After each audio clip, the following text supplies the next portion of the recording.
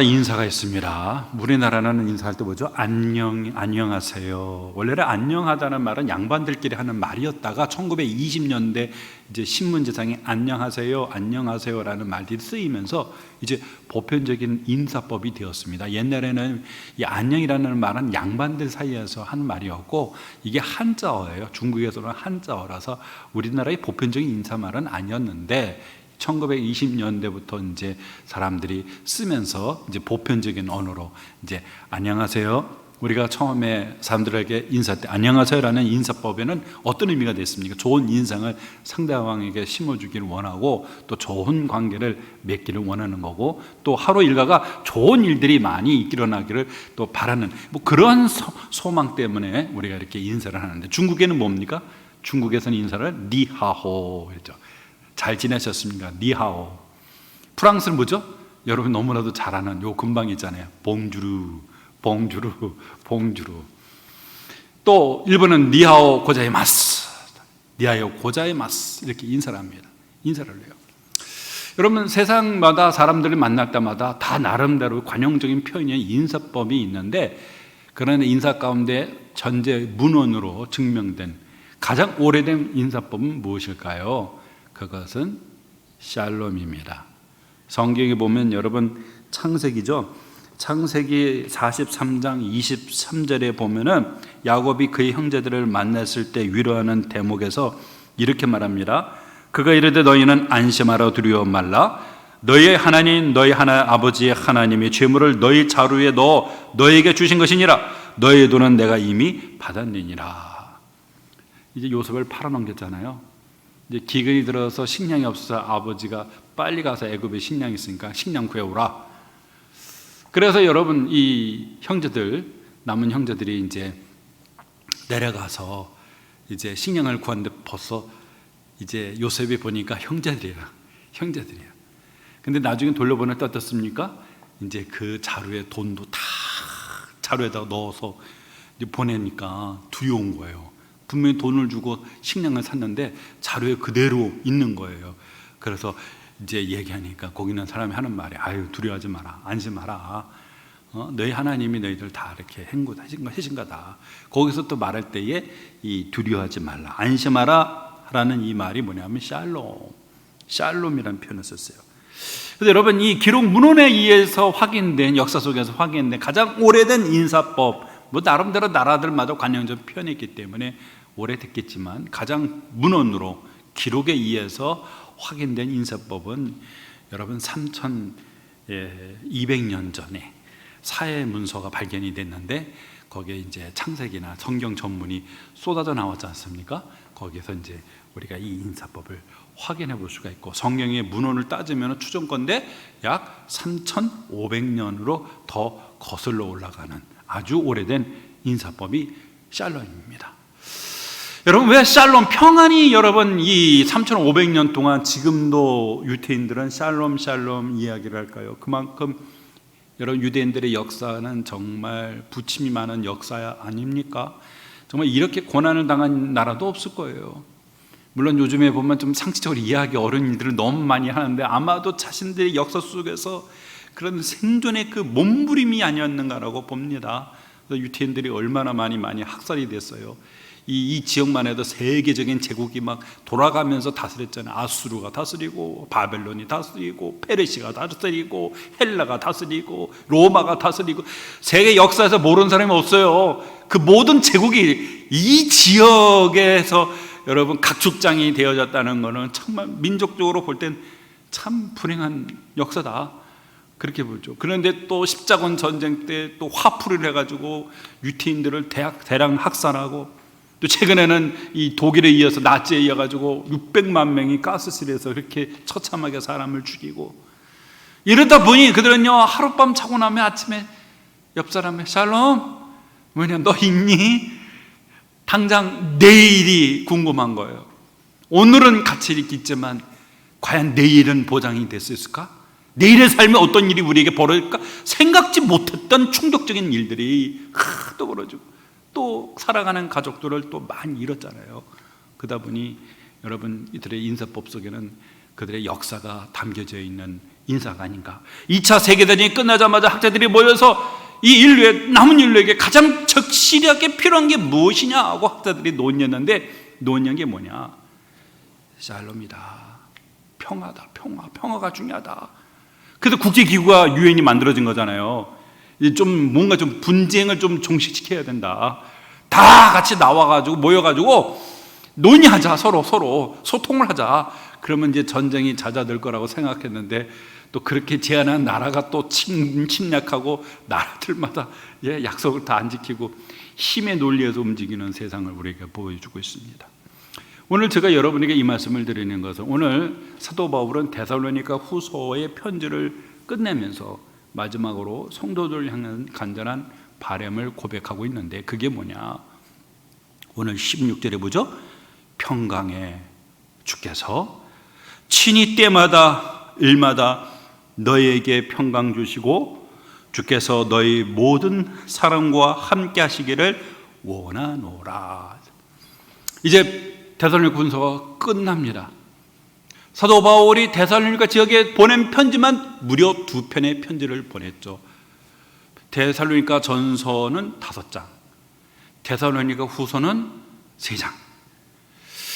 여러분, 이게 편지를 한 번도 아니라 2번이나 보냈다는 거, 바울이 쓴 편지 가운데 편지를 무려 2번이나 보낸 편지가 그 3군데가 있습니다. 첫째는 뭡니까? 고린도 교회.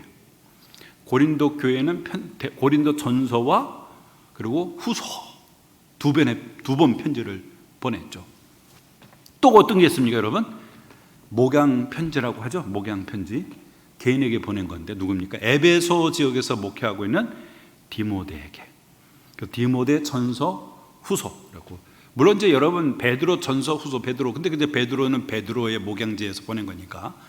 근데 바울이 보낸 편지 중에 2번, 한 교회에 2번 보낸 거는 고린도 교회에서, 그리고 에베소 교회에서 사역하는 디모데, 오늘 3번째는 뭡니까?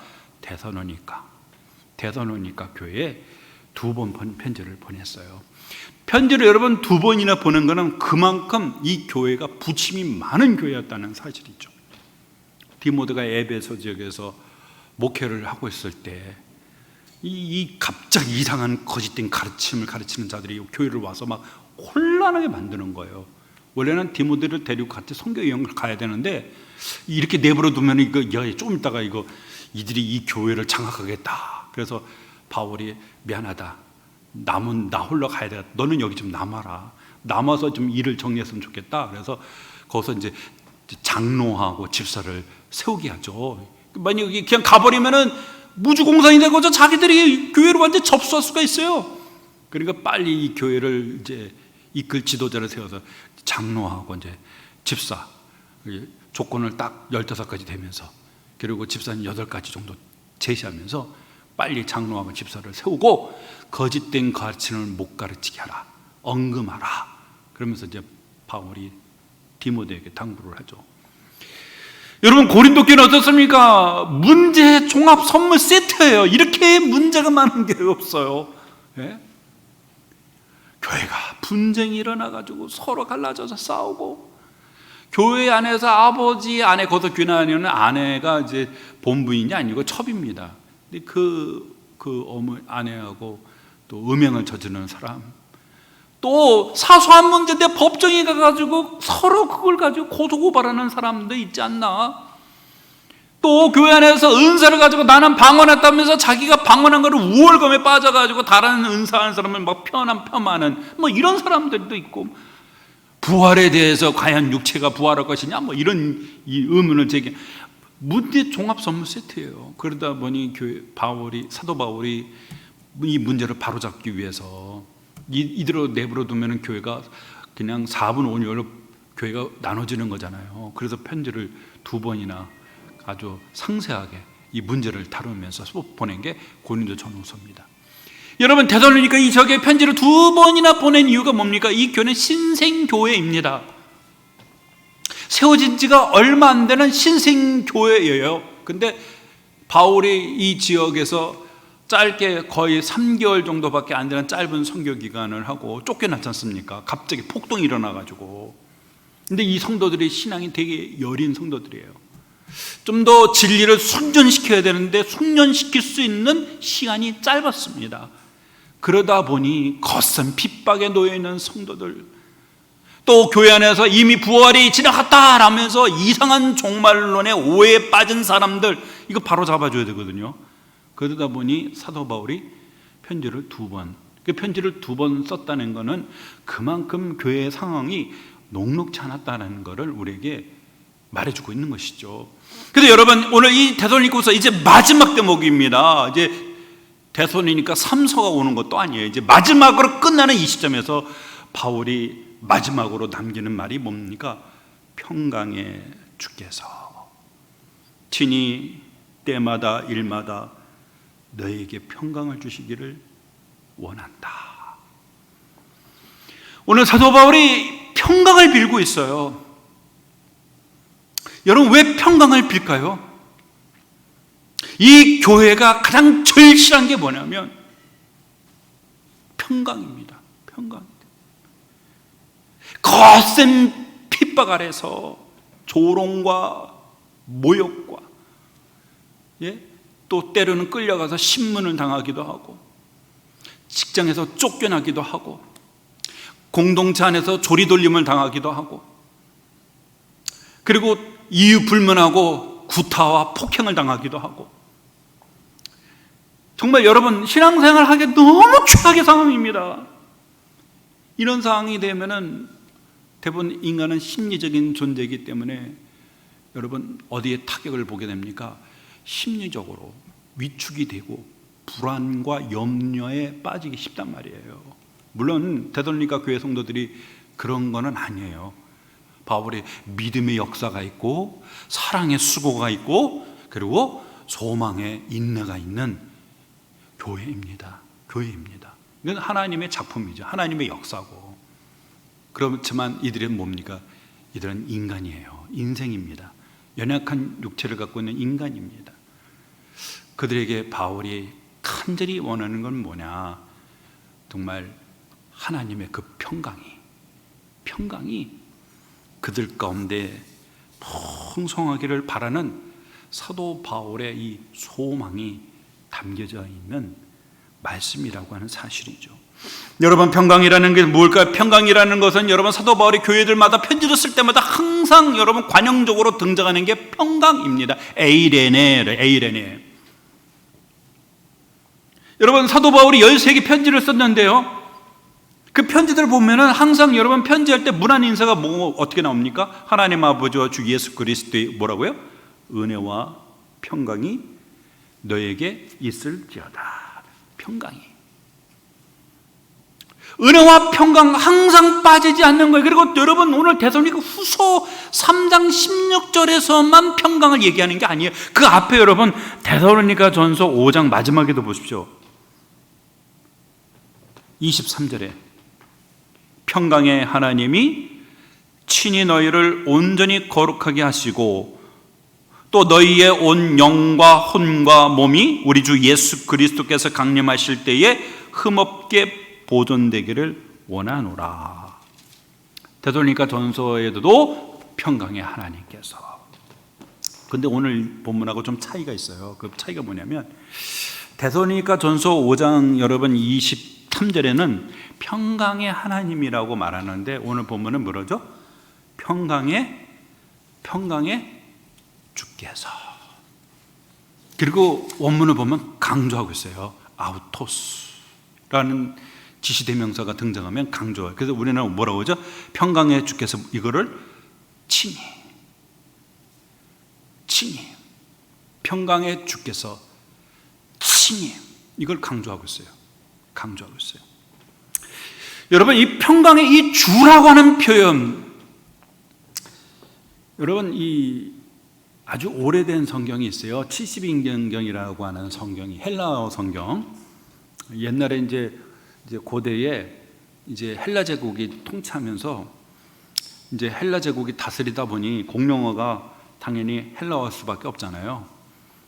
그래서 이 BC 325년에서 AD 325년까지 여러분 이 헬라가 한 600년 동안 상당한 영향력을 미칩니다. 로마 제국이 다스려도 공용어는 헬라였어요. 그러다 보니 유대인들이 자국어를 잃었어요. 자국어가 뭡니까? 이 히브리어하고 아람어인데 이걸 잃어버렸어요. 그래가지고 어쨌든 간에 신앙교육을 시켜야 되잖아요. 그래서 헬라어로 이제 번역된 성경이 이제 70년이라고 하는 성경인데, 이 성경이 구약에 보면 여러분 하나님 여호와라는 이 하나님의 호칭 있잖아요. 다양한 호칭을 큐리오스로 번역을 했어요. 주라는 번역으로, 주로. 그래서 이제 하나님의 이름이 그냥 다 어떻게 보면 통일돼 버려서 신약에는 주라는 표현으로 통일돼 버렸어요. 구약에는 이제 좀 아도나이, 엘로힘, 다양한 이 이름을 하나님의 이름으로 호칭이 등장하는데, 이거를 신약에서는 이 70인경은 주라 이렇게 통일해 버려서 주로 통일해 버렸어요. 근데 여러분, 이 주께서라고 하는 여기서 주는 누구일까요? 하나님을 가르치는 것일까요? 예수님을 가르치는 것일까요? 여러분이 문맥을 함께 이렇게 살펴보시면은 여기서의 주라는 표현은 많은 학자들이 예수 그리스도를 가르친다. 예수 그리스도를 가르친다. 여러분, 특히 유명한 빌립보서 4장 여러분 7, 8절 말씀 아시죠? 예? 염려하지 말고, 아무것도 두려워하지 말고, 염려하지 말고, 모든 기도와 간구로 하나님께 감사함으로 아뢰라. 그리하면 하나님의 평강이, 모든 지각에 뛰어난 하나님의 평강이 너의 마음과 생각을 지키시리라. 거기도 보면은 하나님의 평강 이렇게 나왔어요. 근데 오늘 데살로니가 후서는 이 평강의 주, 성경 하나님의 평강을 예수 그리스도의 평강으로 여러분 이 바꿔서 이야기하고 있다는 건 되게 이례적인 겁니다. 사실 이례적인 겁니다. 근데 왜 그랬을까요? 왜 바울이 이렇게 바꿔서 여러분 호칭을 하는 걸까요? 여러분, 실질적으로 우리에게 은혜를 끼쳐주시는 분은 누가 우리에게 은혜를 주시는 거냐? 스데반 선생님이 환상 중에 봤던 하나님의 영광과 그 우편에 서신 예수를, 인자를 내가 본다 이렇게 얘기했어요. 인자를. 거기도 중요한 의미가 있어요. 사실은 시간이 없어서 설교 시간 이런 걸 다 이걸 설명할 수가 없거든요. 다니엘 7장 있는 내용을 인용한 거예요. 사실은요. 다니엘서 7장 있는 인자라는 표현이, 인자라는 그 안에 함유하고 있는 의미는 되게 커요. 더 큽니다. 근데 여러분, 이 스데반이 기도가 바뀌잖아요. 전에는 기도의 대상이 하나님인데 주 예수라고 기도합니다. 주 예수여 내 영혼을 맡깁니다. 기도하잖아요. 전에는 기도의 대상이 하나님께 기도했는데 스데반의 기도가 바뀐 것은 왜 바뀐 거예요? 기도의 대상, 예수님이 중보자라는 사실을 발견한 거죠. 그걸 봤잖아요. 중보자라는 거를. 중보자가 누구죠? 하나님과 우리 사이를 여러분 연결시켜 주시는 분이 중보자예요. 우리는 직접 그 하나님 앞으로 나아갈 자격이 없어요. 죄인이기 때문에. 그런 우리를 대신해서 하나님 앞에 나가 하나님께 우리의 모든 것을 아뢰고 구하는 분이 누구이냐? 누굽니까? 예수님이잖아요.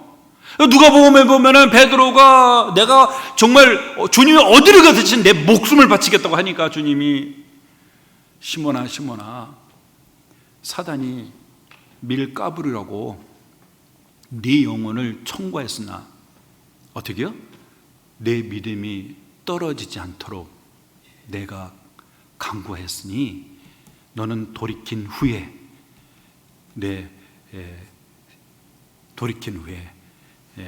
제자들 돌아보라 주님이 권면하잖아요. 거기 보면은 사단이 베드로를 청구했다 그랬어요. 밀을 까부른다 그랬지 아시죠? 밀 까부른다는 거.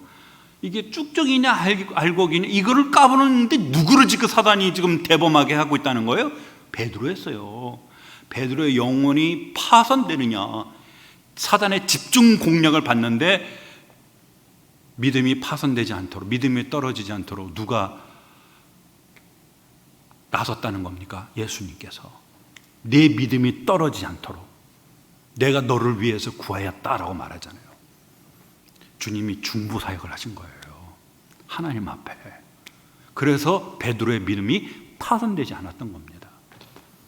그래서 여러분, 우리의 구원은 두 가지로 인해서 여러분 지켜지는데, 하나는 뭐냐면 그리스도의 대속, 대리, 대신한 속죄 사역 같은 말입니다.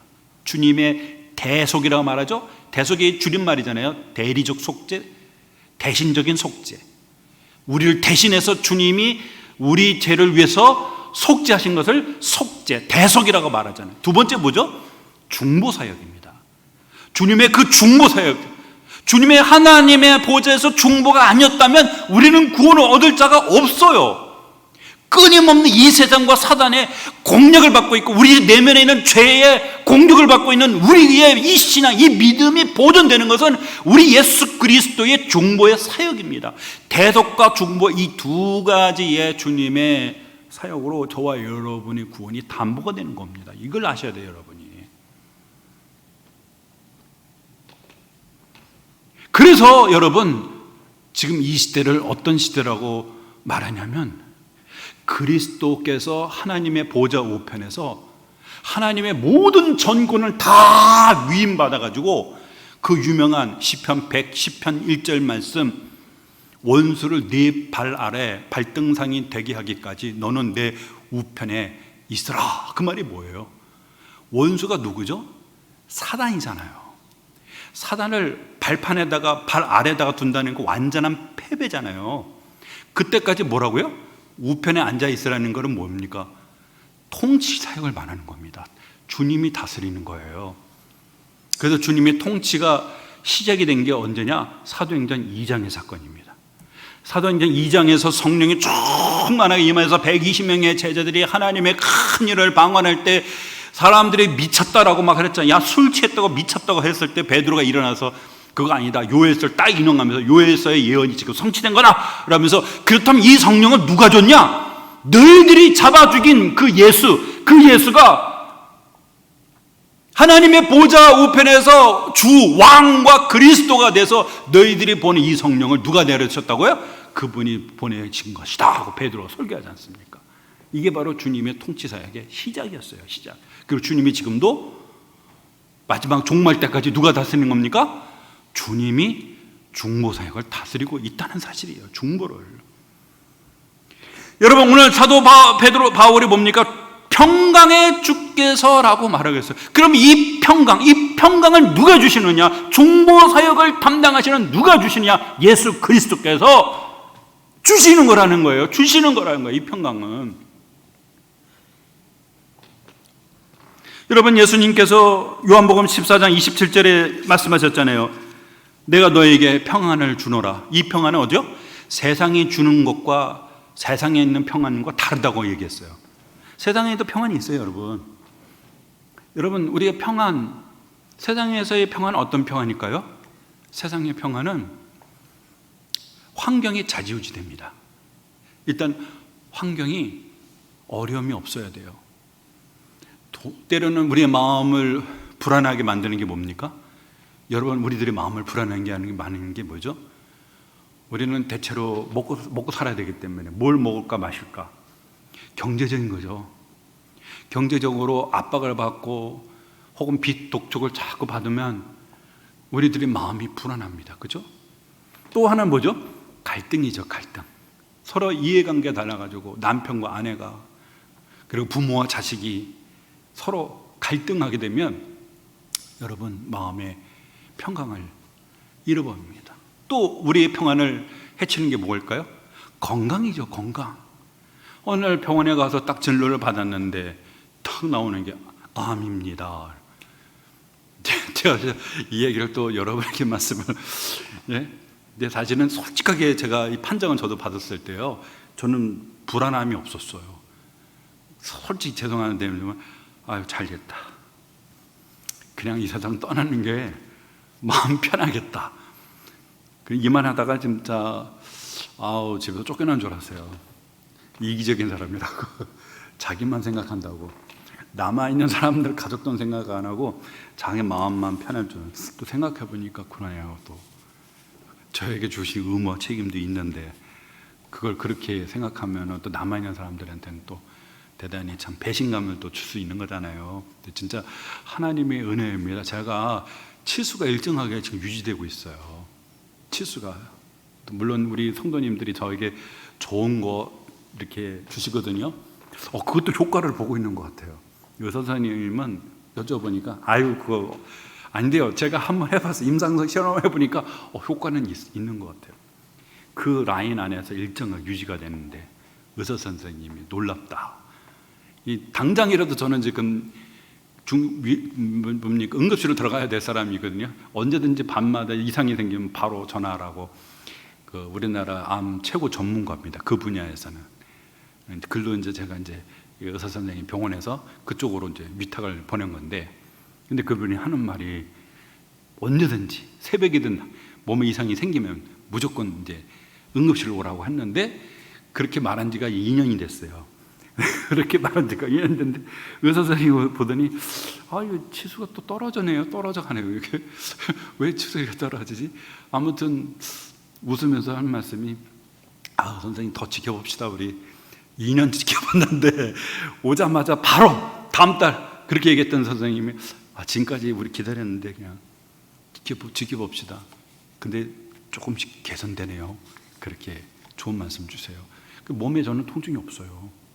통증이 있는 분들이 있거든요. 되게 아프고. 근데 저는 없어요. 너무 감사해요. 하나님께서 여러분이 저를 위해서 기도 많이 해주시고 또 이 목회 사역을 계속 하라고 하는 우리 하나님의 사인이라고 믿고 합니다. 근데 여러분, 질병이 있으면 내 마음의 평안을 잃어버립니다. 그래서 여러분 보면은 우리들의 평안을 잃어버리는 것은 대부분 다 환경입니다. 돈이 부족할 때, 경제적으로 어려움이 있을 때, 가족 간의 갈등이 있을 때, 혹은 건강을 잃을 때 우리의 마음에 불안함이 오게 되고, 그 불안함이 심하게 되어지면 절망하게 되고 낙심하게 되어지고 더 극단으로 가면 자살하는 경우들도 있다는 거예요. 그래서 세상은 여러분 평안이라는 게 뭡니까? 세상은 평안은 아무런 걱정 염려가 없는 마음에 그냥 무탈한 상태, 이거 평안이라고 말을 하죠. 그렇지만 분명히 주님이 말씀하셨어요. 요한복음 14장 27절 주님이 뭐라고 말씀하셨어요? 내가 주는 평안은 세상의 평안과 다른 평안이라고 분명히 말씀하셨어요. 그 평안을 너희에게 준다라고 말하고 있습니다. 왜요? 이 평안은 주님하고 밀접하게 연결이 되어 있기 때문에 그래요. 여기 보십시오, 여러분. 평강의 주께서 친히 때마다 일마다 너희에게 평강을 주시고 그랬어요. 여기서 때마다 일마다가 뭘까요? 때마다라는 단어가 뭐냐면 시간적인 표현이고요. 일마다라는 것은 장소적인 표현, 공간적인 표현을 뜻하는 거예요. 때마다라는 것은 항상이라는 겁니다. 오늘만이 아니고 내일만이 아니고 항상 어떠한 시간에도 항상 유통기한이 없는, 일마다라는 게 뭡니까? 그래서 일마다라는 것은 장소적인 표현입니다. 교회에 오면은 평안한데 집에 문만 열어서 그 왼수 얼굴만 보기만 하면 내 마음이 막 불안해지는, 직장에 가면 막 심장이 막 두근두근 거려요. 어떤 특정한 장소를 가면 이 마음이 막 불안합니다. 그게 아니라는 거예요. 집에 있든 직장에 있든 A모 씨하고 있든 B 과장님하고 있든 어떤 상황에 어떤 사람을 만나더라도 뭡니까? 너에게 평강을 주신다는 거예요. 다시 말해서 오늘 말씀에 이 평안이라는 것은 시간과 장소라고 하는 환경에 달려있는 게 아니라는 거예요. 주님이.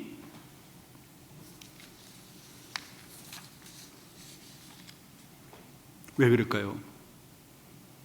이 평안은 세상의 평안과 다르기 때문에, 이 평안은 평강의 주 안에 담보되어 있어요. 그 평강의 주가 오늘 그 다음에 뭐라고 말하죠? 너희 모든 사랑과 함께 하시기를 원한다. 이게 연결되어 있는 겁니다, 여러분. 두 가지가 아니에요. 평안을 구하고 함께 하기를 바라고, 이게 아닙니다. 연결되어 있는 거예요. 그러니까 우리 안에 그 평안은 뭡니까? 평강의 주께서 주시는 거잖아요. 그렇죠?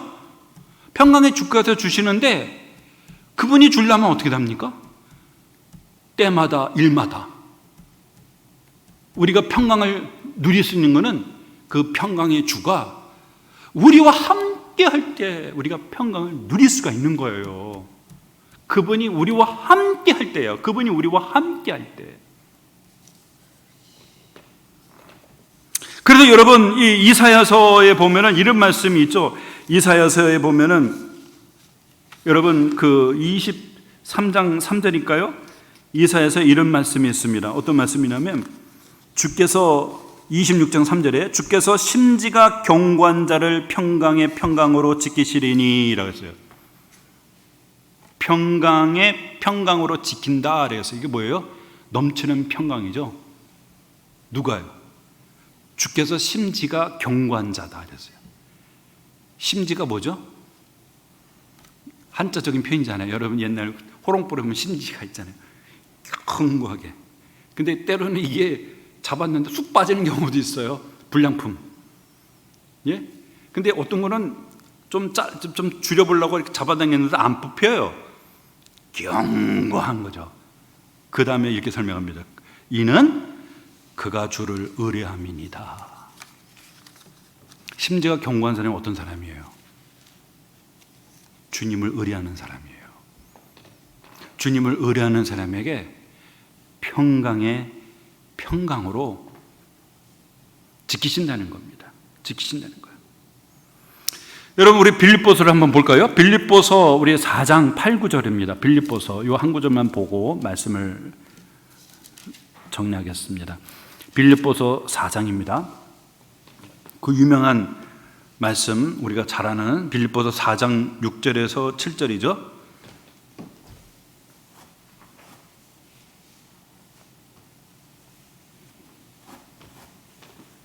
빌립보서 4장 6절에서 8절 제가 말씀 읽어드릴게요. 아무것도 염려하지 말고 다만 모든 일에 기도와 간구로 너희 구할 것을 감사함으로 하나님께 아뢰라. 오늘 6절에는 기도를 촉구하고 있는 겁니다. 기도하라. 감사함으로 구하라는 게 뭘까요? 주실 것을 확신하라는 뜻이에요. 예? 그런데 그래야면 7절 어떤 결과 나죠? 그리하면 모든 지각에 뛰어난 하나님의 평강이 그리스도 예수 안에서 너희 마음과 생각을 지키시리라. 여러분 왜 사람이 평강을 잃어버리는 거죠? 막 마음이 불안해요. 막 염려가 되고 밤에 잠이 안 와요. 막 심장이 막 뛰어요. 우리를 불안하게 하는 요인이 어디서 시작되는 겁니까? 진원지가 어디죠? 마음과 생각이에요. 마음과 생각. 마음은 우리의 인격의 중심을 뜻하는 우리 전 존재를 말하는 거고 여기 원문을 보면 생각들 복수입니다. 여러분 아무런 생각이 없는데 불안해하는 사람이 있어요? 예? 갑자기 남편이 문 열고 들어오면서 회사에서 구조조정을 한다고 합니다. 회사에서 구조조정을 한다는 거예요. 문 열자마자 남편이 한마디가. 그러면 밤에 잠자는데 그 생각이 막 떠오르는 거예요. 구조조정에 내 남편이 들어가면 이 회사를 나가면 우리는 어떻게 못 먹고 살지?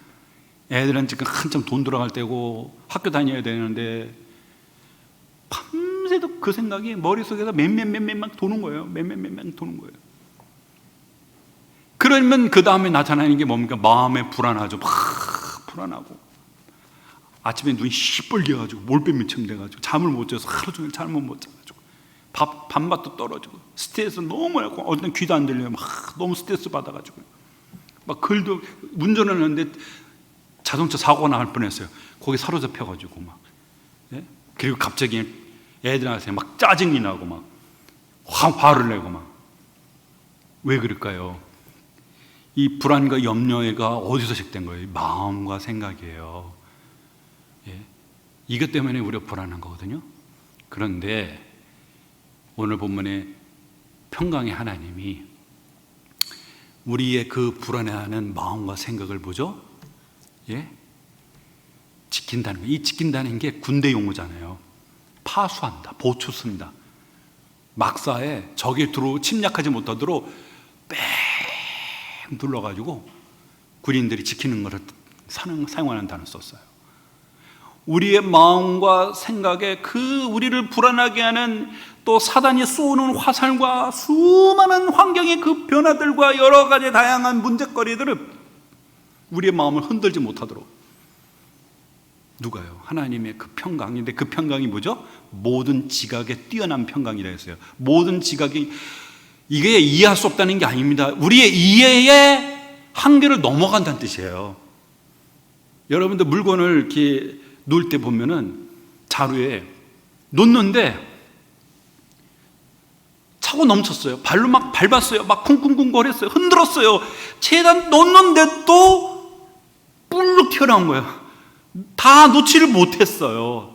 그걸 말하는 겁니다, 여러분. 오해하면 안 되는 게 뭐냐? 인간의 어떤 지각으로 이해할 수 없다는 단어가 아니에요. 우리 인간의 그 지각의 용량을 뛰어넘어 버린다는 거예요. 뭐가요? 하나님의 평강이. 그 평강이 여러분의 그 마음, 그 생각을 하나님의 평강이 지킨다는 겁니다. 들어오지 못하도록, 흔들리지 못하도록. 그런데 그러면 어떻게 지키느냐? 여러분 구절을 보세요. 빌립보서 4장 9절을 보세요. 우리 함께 읽겠습니다. 시작.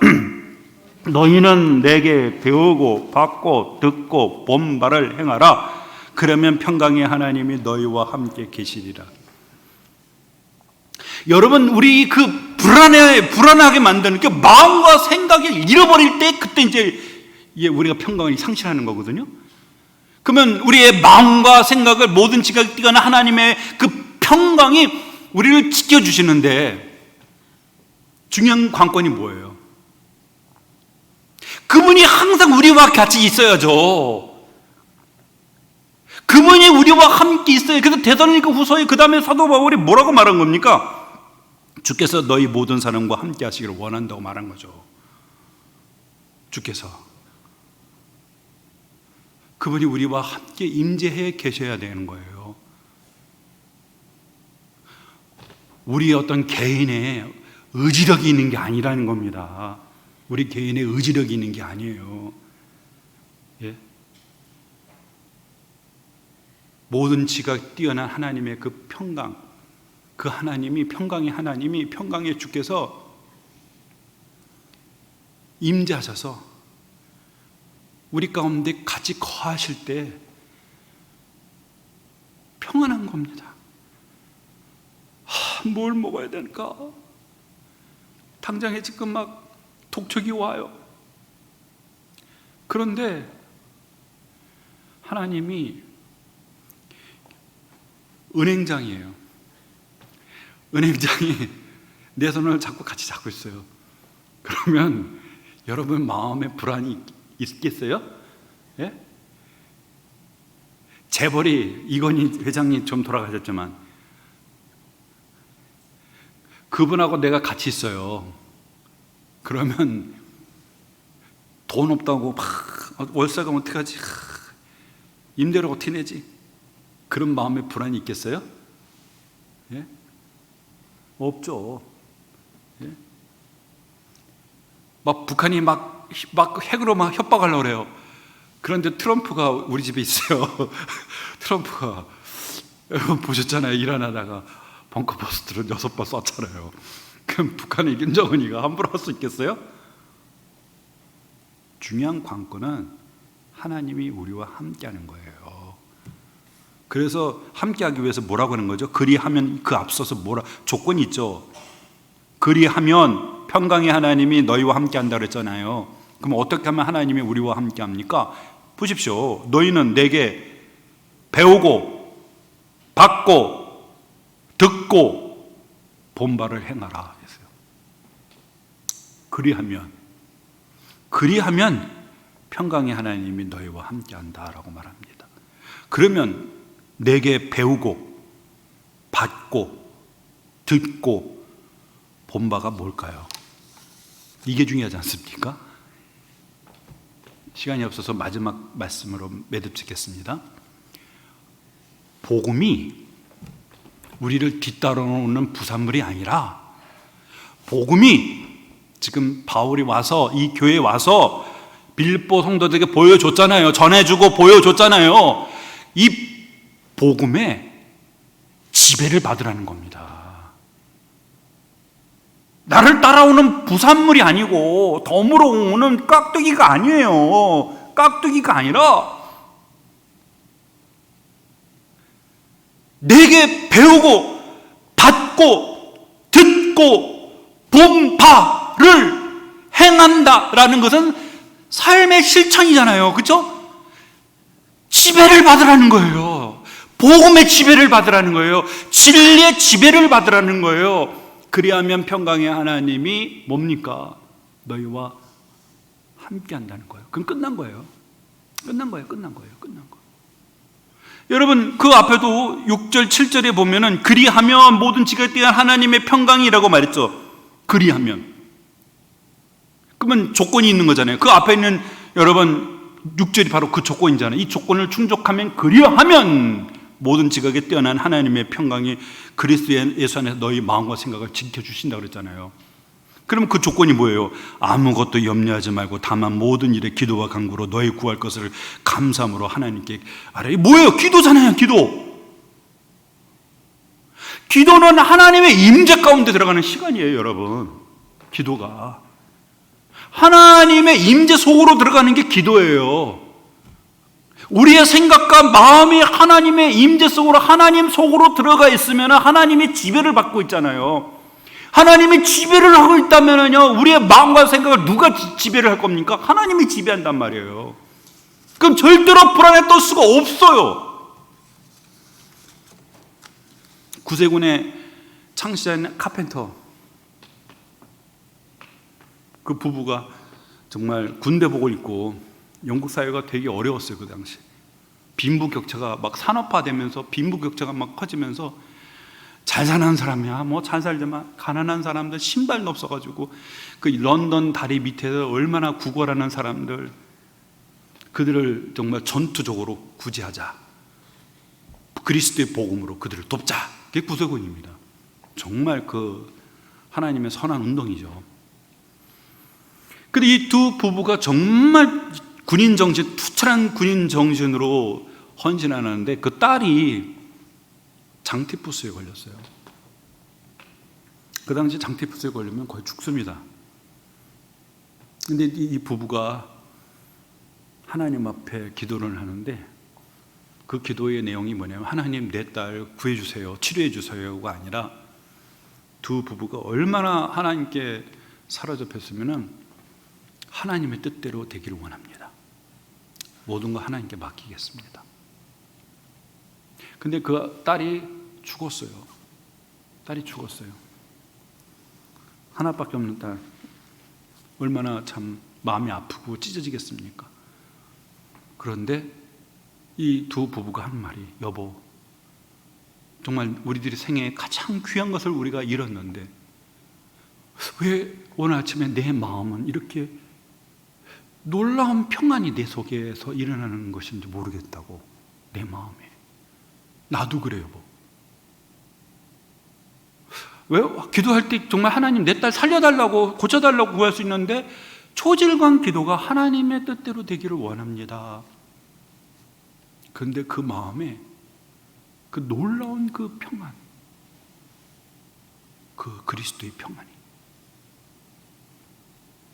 여러분, 뭐 전에도 여러 번 얘기했을 거예요. 타이타닉 아시죠? 2,500명을 타고 대서양을 건너오다가 빙산에 걸려가지고 침몰했잖아요. 거의 다 뭐 배 탄 사람들, 여자들과 아이들만 빼놓고는 다 이제 죽었는데, 그 스페포드라는 분이 일 때문에 미국에 가 있었어요. 신문에 나온 거죠. 타이타닉이 침몰했다. 그러니까 그 배에 아내하고 네 딸이 타고 있었어요. 이 사람 이제 변호사였는데, 근데 전보가 왔어요. 프랑스에서. 이제 구조되어가지고 부인이 여보 어떻게 하면 좋습니까? 우리 세 딸을 다 죽었어요. 정말 눈에 넣어도 안 아픈 자식들이잖아요. 그리고 또 휴가를 내서 만나려고 하는 그런 계획도 다 갖고 있었는데 타이타닉을 타고 아내는 살았는데 딸은 다 죽었어요. 이게 엄청 충격이잖아요. 이제 배를 타고 이제 영국으로 이제 가는 길에 타이타닉이 침몰한 그 지점을 지나가는데 하나님이 주시는 그 평안, 인간의 이 말로는 설명할 수 없는 그 평안이 이 스ペ포드의 마음에 감당할 수 없는 하나님의 평안이 부어주시더라는 거예요. 그래서 그가 부른 우리의 내 마음 평안해, 평안해. 이 노래가 작곡해서 만들어진 거죠. 내 마음, 내 평생에 평안해, 평안해, 평안해. 여러분, 오늘 사도 바울은 이 편지를 끝내면서 정말 거센 핍박과 내적으로는 또 이상한 가르침 때문에 혼란하게 하는 이 교회를 향해서 바울이 마지막에 펜을 놓으면서 구하는 것은 뭡니까? 평강의 주께서 친히 너희들에게 평강을 주시기를 원하고 평강의 주께서 너희와 함께 하시기를 원한다. 여러분, 사실 이 편지를 쓴 사도 바울은요, 일생 그의 선교 기간 동안 모진 고난을 겪은 사람입니다. 바울이 이 빌립보서 평강을 얘기할 때 바울은 이미 감옥에 갇혀 있는 상황이었어요. 편지를 받는 사람이나 편지를 쓰는 사람이나 환경을 보면 전혀 평강할 수 없는 사람인데도 여러분, 빌립보서에 보면은 가장 많이 등장한 게 16번이 뭐예요? 기뻐하라, 기뻐하라, 기뻐하라. 그리고 그리스도의 평강을 얘기합니다. 이게 환경에 의해서 되어지는 것이 아니라 주님이 말씀하셨죠? 요한복음 14장 27절에 내가 너에게 평안을 끼치노니 이 평안은 세상에 주는 평안하고 다르다고 했어요. 이 평안은 뭡니까? 주님이 주신 그 출처가 하늘에서 오는 그 평안.